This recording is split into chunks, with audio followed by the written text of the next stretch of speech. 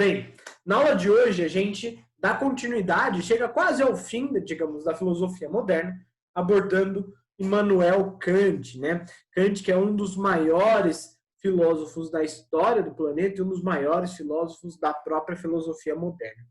Kant, que é conhecido universalmente pelos seus feitos filosóficos e também, né, gloriosíssimo, digamos, pensador. Bem, primeiro ponto, analisando a figura de Immanuel Kant, nós visualizamos que ele é um importantíssimo filósofo prussiano. E por que a gente fala prussiano? Porque hoje, o local em que ele passou sua vida toda, inclusive poucas vezes saiu desse local, hoje esse local pertence à Rússia. Se trata da cidade e, portanto, também, além de cidade, de uma região da Rússia chamada Kaliningrado. Kaliningrado que se encontra entre a Lituânia e a Polônia, e não se encontra na Rússia, especificamente falando, né? Inclusive, eu não sei se eu já cheguei a falar sobre isso com vocês, eu acredito que não, mas é o único local russo que não se encontra dentro do território, digamos, comum da Rússia, né? Que é um braço, digamos, dessa Rússia. Se a gente der uma olhada aqui na localização de Kaliningrado, a gente vai visualizar que ela fica fora do território russo, do grande território russo, né? Ela fica exatamente aqui entre a Lituânia e a Polônia, em um local que até o final da Segunda Guerra Mundial pertencia aí à Alemanha, né? Então, pertencia à Prússia, ao Império Alemão, e agora pertence à Rússia, certo? Bem, Kant viveu grande parte de sua vida, viveu praticamente a vida toda dentro dessa cidade de Kaliningrado. Levou uma vida regrada e também lecionava nessa Universidade de Kaliningrado, né? Sendo o mais importante cidadão que já viveu por lá. Bem, por muitas vezes ele foi considerado como o principal filósofo da era moderna. Mais importante, segundo grandes historiadores, muitos filósofos, mais importante que qualquer outro iluminista também. Bem, as suas principais obras são A Crítica da Razão Pura, de 1781, Fundamentação da Metafísica dos Costumes, de 1785, Crítica da Razão Prática, de 1788, e Crítica da Faculdade do Juízo, de 1709. Bem, a gente visualiza que Kant e que a filosofia kantiana também é conhecida como criticismo, exatamente por esse monte de crítica, né? Basicamente, o que ele vai fazer? Ele vai criticar todo mundo, todos os filósofos anteriores a ele. Bem diferentemente de Marx, que fica conhecido como a sociologia crítica ou a filosofia crítica.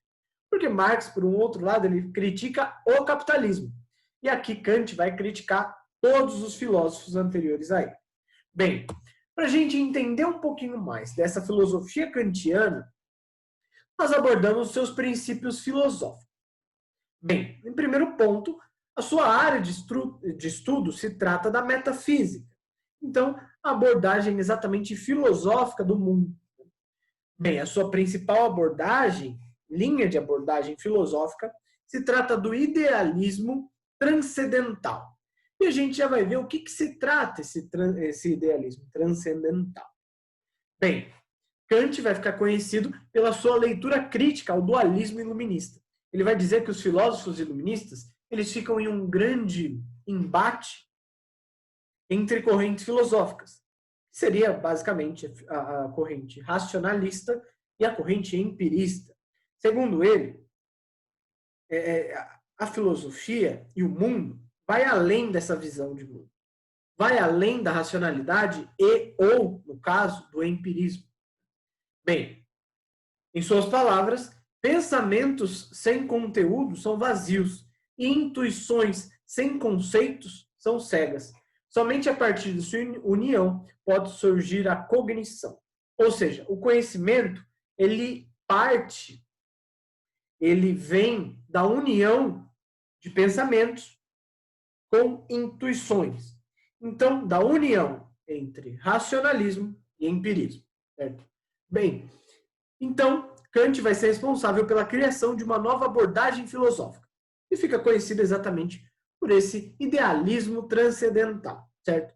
Bem, se a gente for visualizar, o racionalismo, né, defende e acredita que o uso da razão em vez da experiência leva à compreensão dos objetos do mundo. Racionalismo que a gente já abordou com as figuras de Descartes, que a gente já abordou com a figura de Pascal, Spinoza, de Leibniz e assim por diante. Por um outro lado, nós temos o empirismo, e os empiristas acreditavam que o conhecimento provém da experiência, dos objetos do mundo em vez da razão. Então, seria basicamente experimentando essa vida mundana que os seres humanos adquiririam o conhecimento. Então, nós temos aí duas vertentes antagônicas, contrárias, racionalismo e empirismo. E o iluminismo, ele vai ser, digamos, baseado, construído, a partir do embate entre esses dois pontos de vista. De um lado, nós temos os filósofos racionais, que são extremamente contrários aos filósofos empiristas. E, por um outro lado, nós temos esses empiristas, como John Locke, como Francis Bacon, Thomas Hobbes, como Adam Smith, David Hume, que vão ser contra esses racionalistas. E nós temos essa filosofia sendo construída, esse iluminismo sendo construído a partir do antagonismo, a partir de uma disputa. Disputa, por muitas vezes, considerada uma disputa de ego. Bem, Kant, visualizando toda essa realidade, visualizando esse iluminismo, e o auge desse iluminismo, uma vez que ele se encontra exatamente no século XVIII, né, meados do século XVIII, principalmente no meio até o final desse século XVIII, de 1750 a 1800, onde ele desenvolve a sua filosofia, ele olha para essa disputa, ele olha para esse conflito entre racionalismo e empirismo de forma crítica. E ele cria, portanto, esse idealismo transcendental. A teoria do idealismo transcendental de Kant afirma que tanto a razão quanto a experiência são necessárias para compreender o mundo. Então, não basta apenas pensar racionalmente, usar a razão, e não basta apenas acreditar na experiência e valorizar essa experiência. Bem, Kant desenvolve essa ideia do idealismo transcendental com base em seu desejo de demonstrar a existência de um mundo externo, material, e que sua existência não poderia ser posta em dúvida. Então, o que ele vai fazer? Ele vai trazer para si, próximo de si, a dúvida hiperbólica de Descartes. Descartes vai dizer que a única dúvida, que a única certeza que nós podemos ter nesse mundo, em relação a todas as outras dúvidas, é a certeza de que nós existimos enquanto seres pensantes. Uma vez que nós pensamos, nós existimos. Bem, a ideia de Kant era demonstrar também a existência do mundo externo, do mundo material. Com que esse mundo não pudesse ser posto em dúvida, né? Com que essa ideia não pudesse ser posta em dúvida. E como que ele poderia fazer isso? Bem, ele vai dizer que para que algo exista, deve ser determinável no tempo. Devemos ser capazes de dizer quando ele existe e por quanto tempo ele existe. Bem, ele vai compreender também que o ser humano não pode, né, ele tem uma impossibilidade em experimentar o tempo em si. Por quê? Porque ele experimenta o tempo por meio das coisas que se movem, mudam ou permanecem iguais. Como um relógio. O relógio ele vai se movendo e a partir dessa movimentação do relógio, nós visualizamos o tempo. Sem essa figura do relógio ou sem uma figura, nós não podemos determinar o tempo. Nós não entendemos, nós não percebemos esse tempo. Bem, segundo Kant, dizer que eu existo exige um determinado momento no tempo. Isso, por sua vez, exige um mundo externo realmente existente no qual o tempo ocorre. Como assim? O que ele quer dizer com essa ideia? Bem, ele vai dizer que é o tempo e que nós visualizamos o tempo no presente, naquele determinado momento. Então, quando nós falamos do tempo, nós falamos do tempo naquele momento, certo? Mas o tempo é algo amplo, certo? Para que nós entendêssemos a ideia de tempo, nós precisamos olhar para os objetos. Mesmo que esse objeto seja nós mesmos. Ou seja, um objeto ele tem de estar necessariamente exterior, externo. Ou seja, externo ao nosso pensamento. O nosso físico é material e, portanto, é externo também, certo? Por quê? Porque o tempo nós percebemos a partir desses objetos. Nós vemos nosso rosto, nosso físico, a nossa matéria envelhecendo. Nós vemos o computador com aula, o computador com o tempo envelhecendo. Nós visualizamos a mesa com o tempo envelhecendo. Então, nós precisamos do mundo material, nós precisamos da matéria para visualizar o tempo, certo? Bem, e segundo ele, o meu nível de certeza sobre a existência do mundo externo é, por conseguinte, igual ao meu nível de certeza sobre a existência da consciência. Por quê? Se eu penso no tempo. Eu penso em determinado momento. E se eu penso em determinado momento, eu visualizo e eu levo em consideração o tempo. E se eu visualizo e se eu levo em consideração esse tempo, obrigatoriamente o mundo externo deve existir, porque eu só percebo o tempo com base no mundo externo material. Bem, difícil pra caralho. Kant é uma merda. Porque eu também fiquei assim. O que ele está falando? Mas é exatamente essa a ideia, tá, galera? Bem, de acordo com Kant, só podemos sentir o tempo por meio das coisas do mundo que se movem ou se modificam, como os ponteiros de um relógio, como eu citei. Então, só sentimos o tempo indiretamente, não diretamente. Né? Bem, segundo ele, a nossa sensibilidade é a capacidade de sentir as coisas do mundo. O nosso entendimento é a capacidade de pensar sobre as coisas do mundo. Espaço e tempo podem ser conhecidos pela experiência. São intuições da mente. Então, uma coisa aparece no espaço e no tempo, apenas na medida em que é sentida pela mente. Os conceitos só se aplicam às coisas na medida em que são sentidos pela mente. Ou seja, uma coisa em si, algo considerado exterior à mente, pode não ter nada a ver com espaço, tempo ou qualquer um dos conceitos. Coisas em si são incognoscíveis. Ou seja, segundo Kant, existem dois mundos. O mundo da experiência sentida por nossos corpos e o mundo das coisas em si. Bem, eu vou fazer um paralelo aqui, mas eu acredito que talvez a grande maioria nunca tenha ouvido. Bem, nós temos na física, especificamente na física quântica, a ideia do gato de Schrödinger. Esse gato de Schrödinger é um conceito, uma representação criada pelo físico histórico aí, Schrödinger, né, em que ele vai dizer que nós podemos, por exemplo, colocar um gato dentro de uma caixa e dar veneno a esse gato. Ele vai estar fechado dentro de uma caixa, nós não vamos visualizar esse gato. Bem, portanto, esse gato, ao mesmo tempo, ele está vivo e morto. Ou seja, ele existe e não existe. Por quê? Porque o ser humano ele só vai poder ter ciência da existência de algo, ou ter ciência da vida de algo, no momento em que ele visualiza. Bem, mas isso não quer dizer que esse algo não exista, ou que esse algo não viva em outro momento. Ou seja, segundo tanto Schrödinger quanto Kant, existem dois mundos.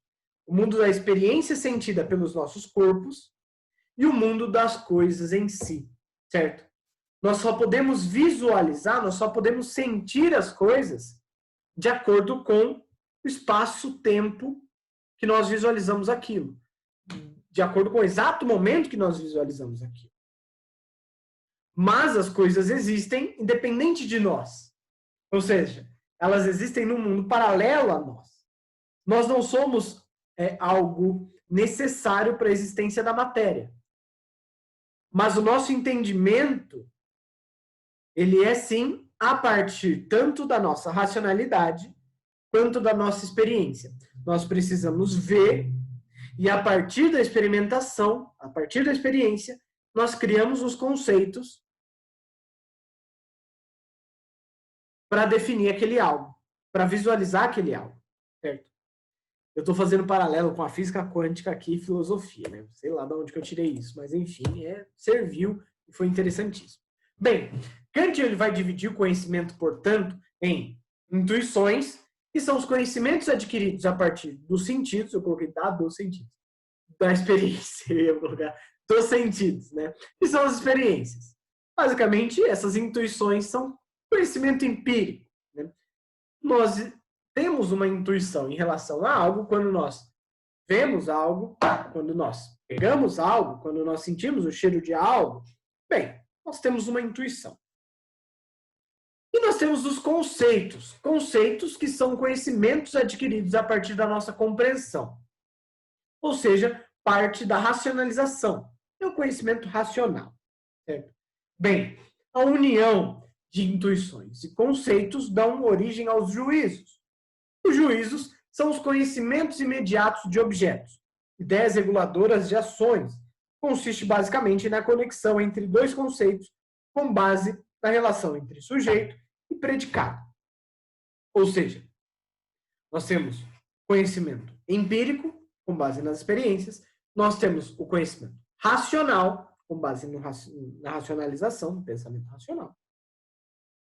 O que nos traz aos juízos, que seriam os nossos conhecimentos. Os conhecimentos imediatos que nós temos. Bem, esses juízos, eles são divididos em vários e a gente já vai abordar isso. Para a gente entender mais a fundo isso que eu estou falando aqui, eu vou até fechar um pouquinho para eu conseguir ler. Aí. Kant dividiu o conhecimento em intuições adquiridas a partir da sensibilidade direta do mundo e em conceitos que provêm diretamente de nossa compreensão. Uma parte do conhecimento, tanto da sensibilidade quanto do entendimento, provém da evidência empírica, enquanto a outra parte é conhecida a priori. Bem, então nós temos conhecimento empírico e um conhecimento a priori. Por exemplo, nós temos a intuição de um livro particular. E nós criamos, por um outro lado, o conceito de livro com base na intuição que nós tivemos. Ou seja, nós visualizamos, deixa eu pegar, eu não tenho livro fácil aqui, hoje eu tirei os livros de perto, estão tudo lá. Eu tenho que um fichário. Bem, o fichário, ele é algo, digamos, que está na natureza, certo? Esse algo que está na natureza é algo material e eu vou ter um contato com esse fichário. Contato se baseia na experiência. Esse contato vai me fazer criar uma intuição, certo? Essa intuição, relembrando, essa intuição se trata de um conhecimento, então, nós adquirimos a partir dos sentidos. Eu peguei aqui no fichário, eu vi o fichário, toquei nele, e eu criei uma intuição. Eu tenho um conhecimento do fichário, do que é o fichário, fisicamente falando. Bem, com base nisso, eu vou criar um conceito dentro da minha mente do que se trata esse fichário aqui. E eu vou dizer, o fichário é um objeto utilizado para organização de papéis, organização individual, que está até com o nome da escola aqui. Enfim, o fichário é um objeto utilizado para organização pessoal, para organização de trabalho, que é composto por isso e aquilo, e eu crio o conceito fichário. Bem, e a gente vai, por um outro lado, ter a intuição de espaço-tempo e aplicar essa intuição de espaço-tempo junto com o conceito de substância para visualizar qualquer outro fichário. Nós criamos o conceito E nós aplicamos esse conceito no mundo prático, a partir do momento em que nós colocamos isso dentro do espaço-tempo, certo? Bem, e aí o que nós visualizamos de juízos, que são os conhecimentos imediatos de objetos, são as ideias que regulam as ações e consistem na conexão de dois conceitos com base na relação entre sujeito e predicado. Eles são divididos em dois: juízo analítico e juízo sintético, e o juízo sintético em dois: posterior e prior. Bem, no primeiro ponto nós temos o juízo analítico. Juízo analítico é a leitura, o julgamento, o juízo em que o predicado se encontra presente no sujeito. Portanto, pode ser extraído por pura análise. Ou seja, é um conhecimento que tem dentro de si mesmo as características do próprio predicado, certo? Ou seja, nós queremos alcançar aqui já está dentro da frase, já está dentro do sujeito propriamente dito. Um exemplo disso é a ideia de que o quadrado tem 4 lados. Isso é redundante. Por quê? Porque o predicado ele já se encontra no sujeito. Se é um quadrado, é óbvio que ele tem 4 lados. Se é um triângulo, é óbvio que ele tem 3 lados.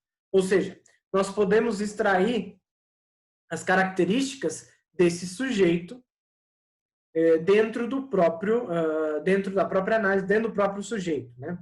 Nós podemos visualizar as características do predicado dentro do próprio sujeito. E bem, nós temos em segundo ponto o juízo sintético.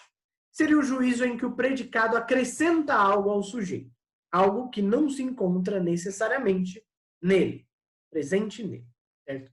Bem, em primeiro ponto nós temos o juízo sintético a posteriori, que é quando o predicado ele não se encontra no sujeito, porém está relacionado ao mesmo por síntese. Pode ser retirado, portanto, da experiência. Análise experimentativa. Um exemplo, a frase de que a garrafa é verde ou o copo é roxo. O copo é roxo? O copo é roxo, mas o copo originalmente não é roxo. O predicado não necessariamente ele está contido. O copo não necessariamente é roxo. Esse copo é roxo. E a cor está relacionada com ele por síntese. Então, nós temos que analisar para concluir. Bem, outro exemplo que a gente pode falar isso é a caneta é azul. Caneta é azul? Nós temos aqui uma caneta que a pontinha é azul e o fundo é azul. Mas a tinta é azul? A tinta da caneta é azul. É azul de fato? A gente precisa experimentar para visualizar se o predicado está correto dentro desse sujeito. Então, depende. É a posteriori, porque é posterior, vem, digamos, depois da experimentação. E nós temos o juízo sintético a priori, que é quando o predicado não se encontra no sujeito, porém se adapta ao sujeito. Como assim? Bem, um exemplo que nós podemos citar é a ideia de que todos os habitantes dessa casa são velhos. Bem, todos os habitantes dessa casa aqui são velhos, de fato? Depende. Por quê? Porque quando a gente fala do conhecimento, do juízo sintético a priori, nós falamos do juízo sintético, digamos, naquele determinado espaço-tempo. Ou seja, é uma adaptação ao sujeito. O predicado, ele se adapta ao sujeito. Os habitantes da casa são velhos agora, mas daqui 5 segundos eles podem ser todos jovens. Então, depende do espaço-tempo obrigatoriamente, certo? Diferentemente do juízo sintético a posteriori, que não obrigatoriamente depende desse espaço-tempo, certo? Bem, complexo pra caramba esse Kant, é chato, imagina ler a crítica da razão pura que eu tenho aqui, é insuportável, mas é extremamente interessante. E bem, para finalizar a abordagem filosófica de Kant, nós visualizamos o conceito de menoridade humana. Bem, ele vai dizer que esse conceito pode ser definido como uma incapacidade do homem de fazer uso do seu próprio entendimento autonomamente. Ou seja, ele não vai conseguir entender a sua própria realidade ele não vai conseguir adquirir conhecimentos de fato sozinho. Ele vai precisar, obrigatoriamente, de um direcionamento de alguém. Essa é a ideia da menoridade humana. Ele vai dizer que essa menoridade ela pode ser motivada por diversos fatores. Um desses fatores pode ser a covardia, o medo desse ser humano de obter o conhecimento. Outro fato pode ser a preguiça ou o comodismo. Por quê? Porque é muito cômodo para o ser humano viver daquele determinado modo que ele vive naturalmente e que, portanto, ir atrás de conhecimento, de obtenção de conhecimento, seria um trabalho, seria um fardo que esse homem deveria carregar. E, portanto, ele se mantém ignorante. Seria algo mais prático, menos trabalhoso. Esse comodismo é um dos problemas, segundo Kant, da modernidade, aí, digamos, do período do iluminismo, inclusive, mas que o próprio iluminismo estava levando a população a uma grande transformação, uma transformação positiva, uma vez que os homens estavam se esclarecendo. Bem, em relação ao esclarecimento, é exatamente a saída do homem à menoridade. Como que ele vai sair dessa menoridade? Exatamente através do esclarecimento. É o momento em que o ser humano, como uma criança que cresce e amadurece, se torna consciente da força e inteligência para fundamentar, sob o conhecimento a priori, a sua própria maneira de agir, sem a doutrina ou tutela de outrem. Então, o que ele quer dizer aqui? Ele quer dizer que o homem, o indivíduo, ele vai estar de fato esclarecido, ele vai alcançar a sua maioridade de fato, quando? Quando ele conseguir racionalizar e quando ele conseguir criar conhecimento e obter esse conhecimento por si só, não dependendo da participação de outros indivíduos, portanto. Bem, esse esclarecimento é, digamos, o auge, o ápice da filosofia kantiana, porque é exatamente isso que vai fazer com que a nossa filosofia e que vai fazer com que as nossas ciências elas busquem um desenvolvimento pleno. Elas busquem, portanto, a ideia de uma construção autônoma, que não precise necessariamente de outras ciências, que não precise necessariamente de outras ideias. Né? Importante a gente citar que Kant ele transforma a realidade da filosofia. Eu sei que eu sempre falo isso, toda aula eu estou falando aqui que filósofo X, filósofo Y transformou as bases da filosofia, transformou a realidade da filosofia, mas Kant ele vai nos dar uma nova ótica a essa filosofia. Ele vai nos dar uma nova ótica à ciência em geral e à construção dessa ciência. Uma vez que, como a filosofia iluminista, como a filosofia dessa idade moderna estava dialogando e debatendo entre duas vertentes, que são o empirismo e o racionalismo, nós tínhamos em todas as áreas do conhecimento, em todas as ciências, digamos, essa mesma discussão, esse mesmo diálogo. Então Kant vai transformar essa realidade colocando, digamos, em prática esse novo pensamento kantiano, que seria a ideia do idealismo transcendental.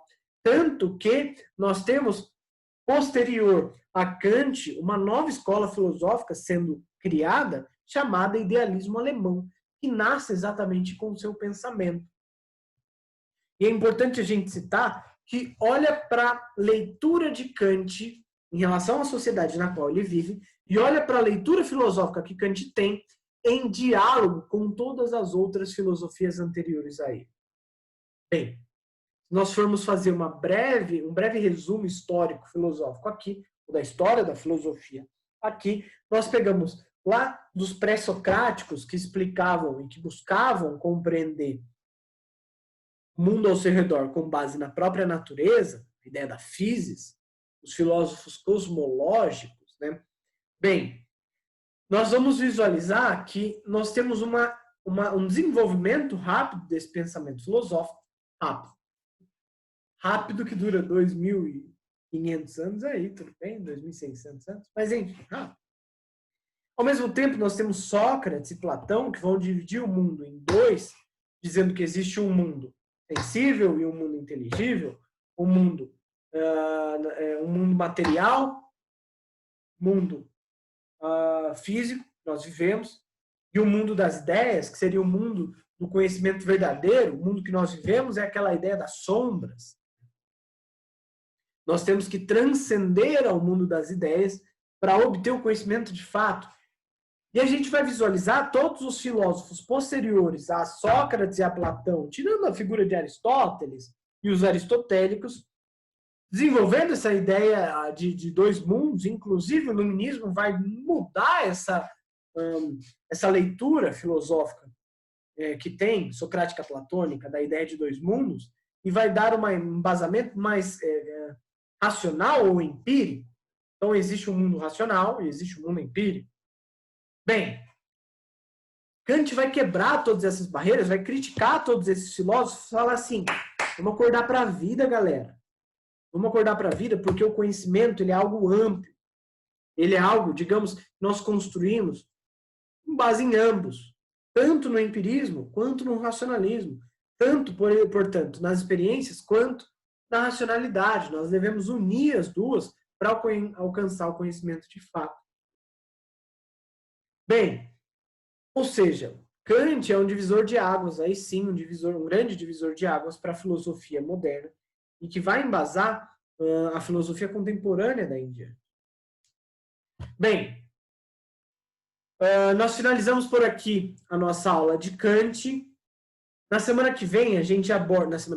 Amanhã, aliás, Johan, você que está chegando agora, eu estava falando com o Ricardo aqui, em Sociologia, a gente já finalizou, a gente já abordou aí 6 sociólogos contemporâneos, está de bom tamanho. Sociologia não tem mais necessidade de nós abordarmos mais coisas, né? Nós já vimos ética, já vimos moral, já vimos sociedade civil, já vimos poder de Foucault, já vimos modernidade líquida aí de Baum, já vimos Marcuse falando da mídia, das mídias sociais, aplicando isso às mídias sociais. Nós já vimos uma leitura de desigualdade do Brasil.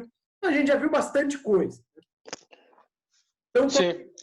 Amanhã eu dou uma continuidade com filosofia. Amanhã a gente trabalha Hegel e Nietzsche, rapidinho, para a gente finalizar essa filosofia moderna. E para ficar talvez uma aula para outra semana. Por quê? Porque a filosofia contemporânea vai ser mais do mesmo, digamos, né? Claro que tem Roland Barthes, claro que tem Karl Popper, claro que tem outros grandes filósofos que a gente poderia abordar aqui, o existencialismo de Jean-Paul Sartre, Simone de Beauvoir e assim por diante, mas a ideia é que a gente consiga incluir tudo isso numa aula, dar uma aula de filosofia contemporânea só. Por quê? Porque nós já vimos filosofia contemporânea na análise sociológica, nós já vimos Foucault, já vimos Bauman, já vimos Gramsci, Marcuse, todos são filósofos também. Então a gente daria uma aula amanhã de filosofia, e na semana que vem nós daríamos ou mais uma aula de filosofia, encerramento de filosofia, ou 4 aulas batidona de história. O que você acha? Na minha opinião, eu preferia que fosse história. História? Vamos direto. Por causa do número de questões. Não, tranquilo. Então vamos fazer assim. Amanhã eu finalizo filosofia moderna, porque eu preciso passar Hegel e Nietzsche, que é chato e cai, pede. Então Hegel e Nietzsche eu finalizo amanhã. Sexta, a gente tem 2 aulas de história. Segunda que vem, história. Terça que vem, história. E sexta, mais 2 aulas de história. Pode ser? Beleza. Maravilha. Coisa linda, então. Galera, muito obrigado pela atenção. A gente se vê de novo amanhã. Uma aulinha extra de filosofia. A gente finaliza a filosofia amanhã. E só a história daí em diante. Beleza? Beleza, professor. Valeu, galera. Abraço. Valeu, bom descanso. Boa noite aí. Bom descanso para vocês também. Falou, beleza, valeu, professor. Até mais. Um abraço. Valeu, Ricardo. Tchau, tchau. Até mais.